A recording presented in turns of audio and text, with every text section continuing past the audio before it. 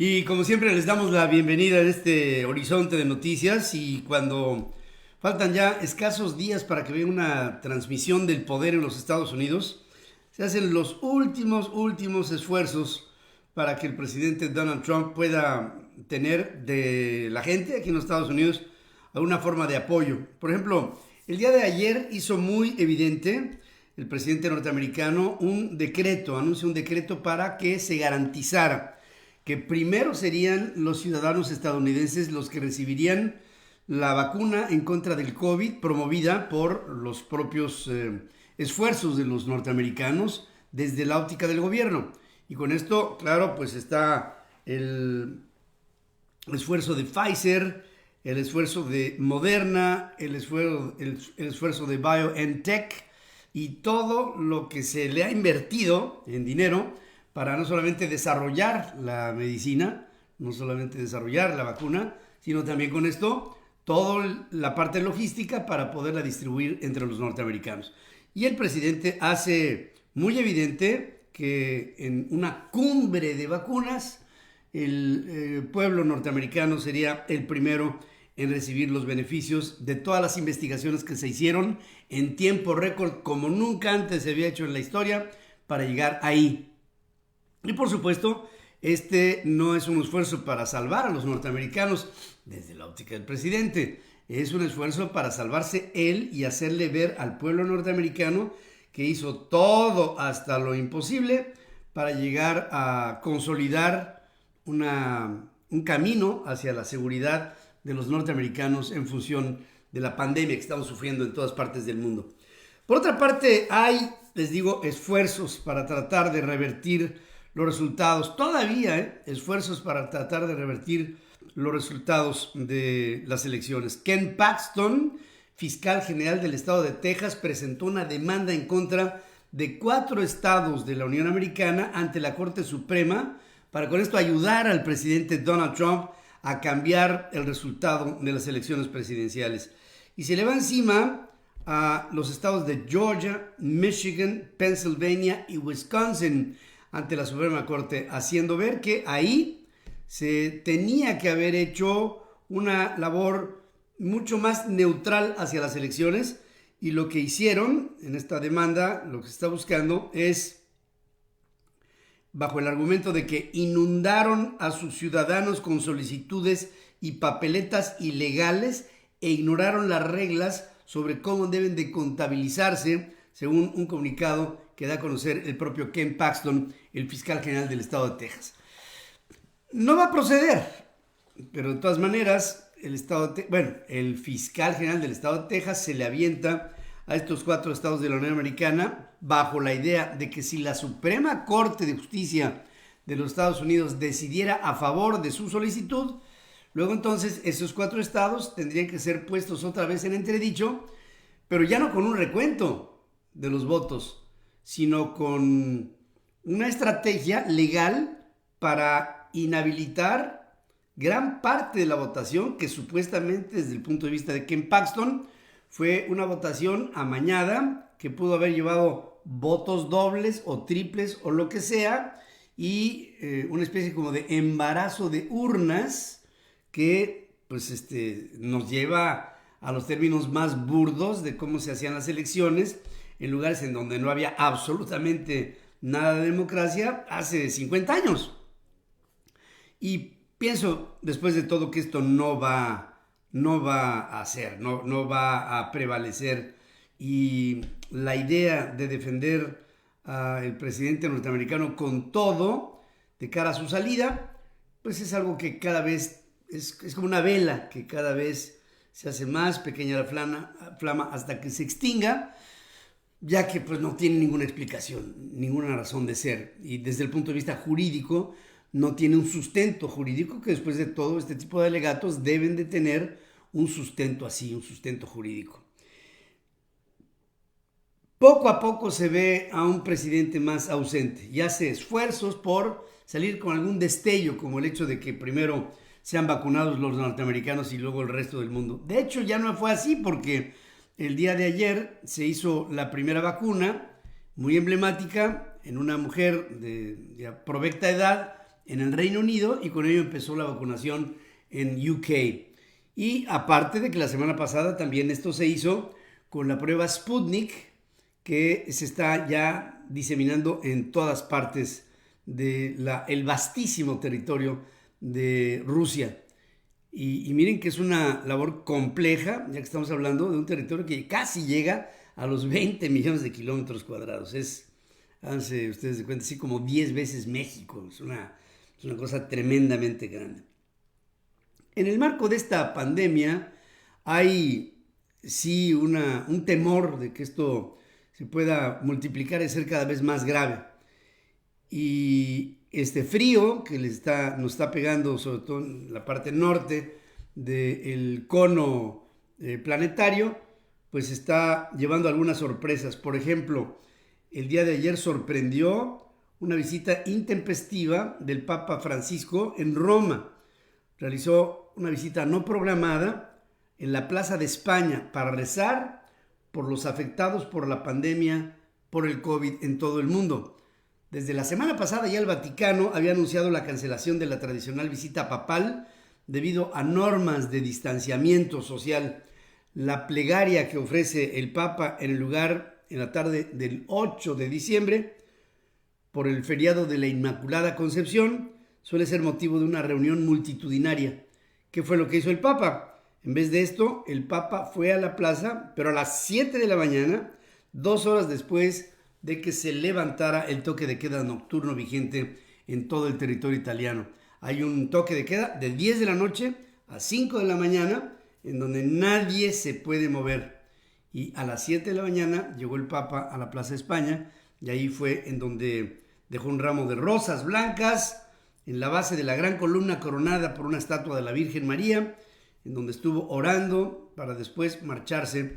unos 15 minutos más tarde. Poca gente que llegó a congregarse, era la que regularmente pasa por esta zona en las primeras horas de la mañana, ahí por la vía Condotti, que llega y pega justamente en la escalinata de lo que es la Plaza de España, un lugar que por cierto es muy visitado por jóvenes que llegan de todas partes del mundo a visitar a la eterna ciudad de las siete colinas. Y con esto, bueno, pues deja ahí un mensaje, ¿no? El Papa Juan Pablo II, el Papa Francisco, sobre pues esta solidaridad que debemos de tener entre todos los seres humanos para, con observancias muy claras de distanciamiento social, de uso de mascarilla, de constante lavado de manos y de higiene, podamos de alguna suerte enfrentar a esta pandemia con una mayor dignidad y con una mayor asertividad, con menos muertos y menos contaminados. La vacuna candidata en contra del COVID, desarrollada por la Universidad de Oxford y por AstraZeneca, indican que es segura y un 70% efectiva, según nuevos resultados. Quedan algunas dudas de esta vacuna promovida por Oxford y AstraZeneca, y la preocupación es si esta vacuna es segura, aparte del bajo costo y la disponibilidad y el acceso, si es buena para personas mayores de 55 años de edad, ya que en los protocolos que se hicieron anteriormente para probar la vacuna, publica la revista médica Lancet resultados parciales de las pruebas de la misma, y entre pruebas hechas en el Reino Unido, en Brasil y en Sudáfrica, llegan a los siguientes resultados.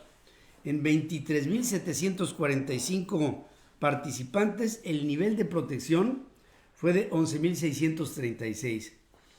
Esto no es un muy buen promedio, ya que hay otras vacunas que están teniendo, por ejemplo, Moderna está teniendo procesos de efectividad del 95%. Entonces, obviamente esto implica un doble esfuerzo, porque esta vacuna se tendría que inocular primero y después, meses después, que no pasaran de 6, tendría que venir otra dosis, y los investigadores afirman que la vacuna ha protegido contra la enfermedad al 62% de los que recibieron 2 dosis y al 90%, ahí está la clave, de los que inicialmente recibieron una mitad y después otra dosis, o incluso una dosis completa y después otra dosis. Se hicieron varias pruebas con varias mezclas y la mejor es completa. Y esto lleva a una protección hasta del 90%. El grupo que recibió media dosis tampoco incluyó a nadie mayor de 55 años. Entre otros, en este estudio, solamente alrededor del 20% de todo el universo de las 23.745 personas que hago alusión, solamente el 20% era gente arriba de los 55 años de edad. Hay una sensibilidad por la gente de mayor edad porque hay una mayor inclinación a que personas de 55 para arriba pudieran estar primero sujetas con el COVID a una neumonía, a una pleuresía, es decir, a una inflamación del recubrimiento pulmonar, y esto puede llevar derechito al respirador, y el respirador por lo general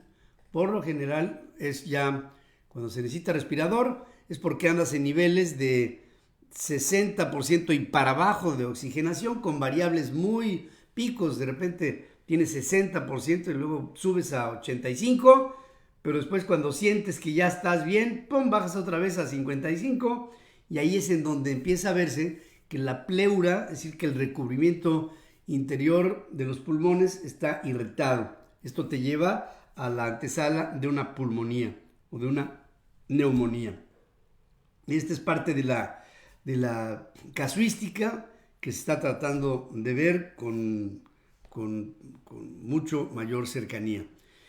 En el caso, por ejemplo, del COVID en México, estamos viendo cómo se están haciendo esfuerzos aislados que son desordenados, que no veo un sistema, que no veo una ruta crítica, que no veo una orden federal, que no veo una coordinación con los gobiernos de los estados, que no veo nada. Por ejemplo, ayer anunció el gobierno de Baja California Sur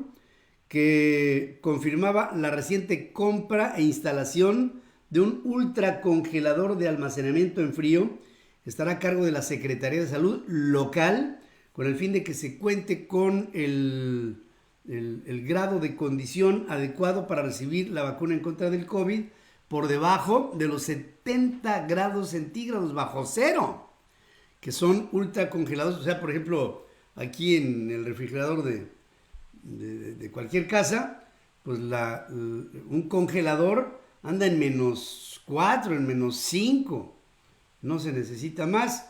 Para la vacuna se necesita -70, y claro, estamos hablando de procesos de ultra congelación que son más sofisticados y que Baja California Sur lo compra. Pero ¿qué pasa con Aguascalientes, con Sonora, con Sinaloa, con Chiapas, con Tabasco y con Campeche, con Yucatán? O sea, cuando vemos que el esfuerzo de las vacunas está fluctuando entre los -70 y los -5, porque hay tipos de vacuna que requieren -70, hay otros que requieren -5, de todas maneras necesitamos una cadena de frío en todo el país para poder hacer este suministro. No veo estados preparados para lo mismo. Y claro, esto es algo que preocupa en serio. En otros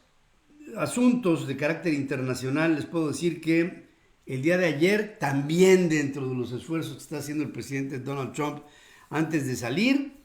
de la administración, Estados Unidos, a través de la Agencia de Cooperación de Seguridad de Defensa, mejor conocido por sus siglas DSCA, confirma la aprobación y venta de un nuevo paquete de armas a Taiwán, entre las que se incluyen equipos de comunicaciones por unos $280 millones. Ahora, el argumento de la Agencia de Cooperación para la Defensa y Seguridad especifica en un comunicado que el acuerdo contempla un sistema de comunicación y de información de campo y equipo relacionado con el objetivo de mejorar la seguridad del receptor y ayudar a conservar la estabilidad política, el equilibrio militar, económico y el progreso de la región. ¿Por qué hacen todas estas aclaraciones? Bueno, por China, porque estas ventas de los Estados Unidos a Taiwán, antes la antigua isla de Formosa, de Chiang Kai-shek, pues es un lugar que China reivindica para sí. Dice, Taiwán es mío, pero ha habido un proceso de separación de Formosa de China desde 1949. Es este lugar un enclave independiente, como lo fue en su oportunidad también el caso de Hong Kong. China no acepta que nadie le venda a Taiwán. La tiene, digamos, en bloqueo, en embargo comercial y económico. Y por supuesto estratégico. Y esta venta representará, estoy seguro, en las próximas horas, alguna reacción de Pekín, porque no irán de acuerdo con el convenio celebrado entre el saliente gobierno del presidente Donald Trump y el gobierno establecido en Taiwán. También algunos llamados, por ejemplo, el día de ayer el presidente Nicolás Maduro espera, así lo dijo abiertamente, abrir un diálogo con el gobierno de Joe Biden, virtual presidente electo de los Estados Unidos, luego de las represiones por parte de la administración de Donald Trump, así le llamó, que sufrió el Estado venezolano como una política consistente de la Casa Blanca para bloquear todo aquello que representara algún tipo de comunicación de Venezuela con el resto del mundo. Maduro dice que espera abrir esta vía de diálogo y comunicación con Biden y que insiste en que siempre ha estado dispuesto a entablar una relación de respeto con Estados Unidos. Ya cambió el discurso, ya no es el imperio, no, ahora ya es, no, queremos establecer una relación de respeto mutuo y estamos dispuestos a entablarla para, una vez que se instale Joe Biden en la Casa Blanca, esperamos que venga con ello una iniciativa. Ojalá y suceda y este cambio implique el abandono paulatino de la visión imperialista, dice este dictador venezolano, que por cierto se vuelve a insistir en que las elecciones convocadas para la Asamblea el pasado domingo son fraudulentas. Ya las ha reprobado la Organización de Estados Americanos, ya las ha reprobado la Organización de las Naciones Unidas, ya las han reprobado en bloque sitios estratégicos como la Unión Europea, los Estados Unidos y algunas otras posiciones aliadas a estos que también están reprobando los procesos electorales porque dijeron que lo único que hicieron fue el enmascarar a una idea que tiene el presidente Maduro para quedarse en el poder a perpetuidad. La Fiscalía Antiterrorista de Francia solicitó penas que van desde los 5 años de prisión hasta la cadena perpetua en contra de los 14 acusados a los que se juzga en el proceso por los ataques de enero del 2015 en contra del semanario satírico Charlie Hebdo y de un supermercado de alimentos kosher. 14 personas son las que están siendo juzgadas desde principios de enero en la capital de Francia, en París, por haber dado presuntamente apoyo logístico a los 3 autores materiales de los ataques, quienes perdieron la vida luego de cometer estos crímenes. Estos atentados dejaron 17 muertos, generando consternación en Francia y en el mundo. ¿Se acuerdan ustedes de aquel letrero que decía Je suis Charlie? Yo soy Charlie, Charlie Hebdo. Esta revista satírica que en algún momento empleó imágenes de Mahoma y que esto fue visto por el mundo musulmán como una ofensa brutal. Bueno, hasta aquí la información que tratamos de repasar con ustedes en este horizonte informativo en esta mañana de miércoles, en este día, miércoles 9 de diciembre del 2020. Por cierto, mengua la información cuando nos adentramos en lo que serán estas fiestas. Para quienes a todos les deseo que sean muy felices, llenas de realizaciones y de sueños cumplidos. Gracias por estar conmigo en centralfmonline.com, en nuestras aplicaciones en iOS y en Android, y también en Central FM Equilibrio, en nuestra red de estaciones hermanas, asociadas y afiliadas en 36 estaciones de radio en los Estados Unidos en 104 estaciones de radio y televisión en México y en televisoras en Guatemala, El Salvador, en Honduras, en Costa Rica y en Colombia. Gracias por estar aquí.